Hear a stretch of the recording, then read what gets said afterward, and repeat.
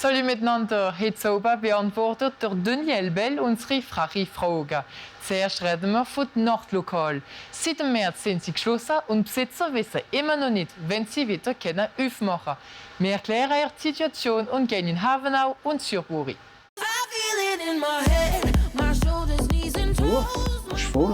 Ab halb eins so ist voll. Ist das Festel, die tanzen, die machen das Festel, die kommen her, sonst alle, wenn es schon brennt, weil wir haben gute Kunden auch, ne? Die kommen extra zu schon. Es macht komisch jetzt, dass da alles so leer steht, schon monatelang. Mamacita, que bonita. Normalerweise kommen hunderte Leute jeden Wochenende in Manhattan festeln. Die letzte Nacht hat am 7. März stattgefunden. Das Nachtlokal in Havenau ist in 1982 gegründet worden von ihren Eltern. Ein Familiengeschäft, das sie für das erste Mal leer sehen. Es macht weh am Herz, richtig. Und die Leute fehlen, das Leben fehlt. Das ist auch schwierig. Und für die Eltern, surtout pour les parents. Das ist, wie man sagt, der 3. Baby. Und sie zeigen nichts, aber es macht weh.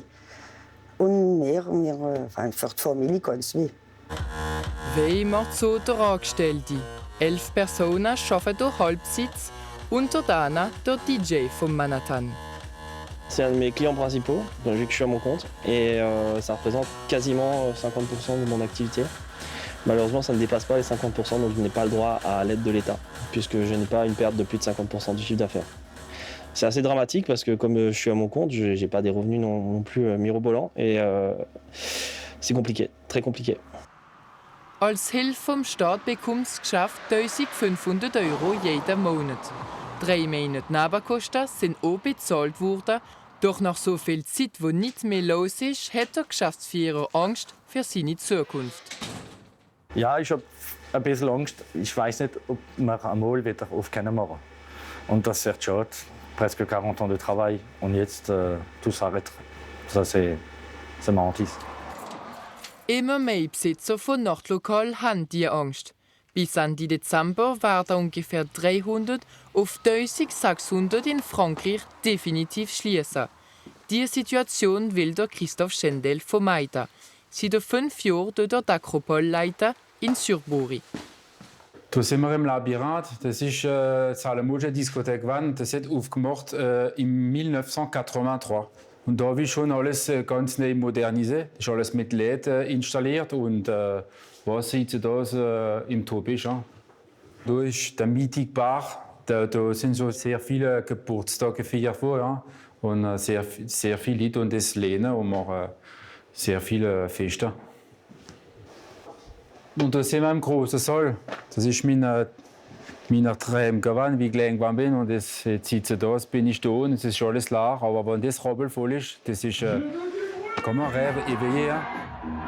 Die Leute können das Lokal mieten, doch der Christophe Schendel organisiert auch bis zu 20 Veranstaltungen im Jahr. Es gefällt den Leuten, bis zu 1500 Personen kommen hier tanzen. Es kann nicht noch so 6 Monate, ein Jahr so sein. Ich muss arbeiten, ich habe ein Kind, ich habe eine Frau und ich muss Strom bezahlen, Sachen kaufen. Jetzt haben wir eine Hilfe gekriegt von 3 Monaten, magnifique auf 8 Monate. Das ist schon ein Premier Debüt. Aber die Kopfschmerzen, wie wir haben, alle oben, wir können nicht schlafen. Ich schlafe jetzt auf 5 Monate vom Kanapee. Ich bin nachfisch, ich mache Koschmach. Es muss halten, das ganze Ding, ich kann nicht mehr. Für sich beschäftigen während die langen Tage hat der Christophe Schendel entschieden, sein Lokal noch besser zu ausrichten. Er hat sogar die ganze Fläche desinfizieren. Mein Leben hat seit 8 Monaten gehalten. Und ich bin aktiv, ich habe gar eine Challenge und alles. Aber da, ich weiß gar nicht mehr, was machen. Schau mal, der Agropolon, der ist schnabelneu, ist wahr nicht, der ist schnabelneu, probe wie verhund, geputzt im Zentimeter. Ich habe alles ist prêt à ouvrir. Und da hocke ich. Für alle Leute an die Situation der Nachtlokal zu sensibilisieren, hat er sogar ein Lied komponiert.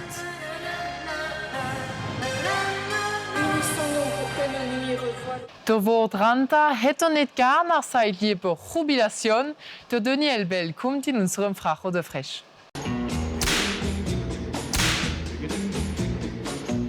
bin der Dani Elbel vom Korspari. Ich bin Böje-Ingenieur. Bist du frach oder frisch? Ach, Mit wem? nur mit denen wie die Fahrwerkeiser abrissen wollen. Von wo kommst Ich bin von Kleinfranken. Ne? du? Wo bist du daheim? Ich bin jetzt in Schnarchen. Das ist 1 Kilometer weiter. Weißt du, was dran da ist? Schwoven, das sei ja außer Dienst. Das ist für eine Maschine, die nicht funktioniert. Ich funktioniere immer noch. Die Franzosen, das sei ja Retraite. Also Retraite, das ist ein Fiasko. Aber die, wie es richtig wissen, das sind die Spanier. Das sei la Jubilation. Was ist das Problem mit der alten Häuser im Elsass? Wir sehen sie nicht alle. Wir wissen es nicht immer. Aber jeden Tag wird ein Haus oder ein Schier abgerissen. Was macht die Politik dafür? Sie machen ganz wenig. Unser Verein, also ich bin Vizepräsident von der ASMA, Association pour la Sauvegarde de la Maison Alsacienne. Wir müssen kämpfen, für sie zu verteidigen. Aber die meisten Meere unterschreiben die Abrissgenehmigungen, ohne zu zucken. Tee oder Kaffee? Tee, kein Kaffee. Am Morgen, am Abend und sogar am Nachmittag. Stadt oder Land? Im Land ist mehr Natur, im Land ist man mehr frei. Ja? Und wenn ein Confinement kommt, ist man auch besser im Land. Ja?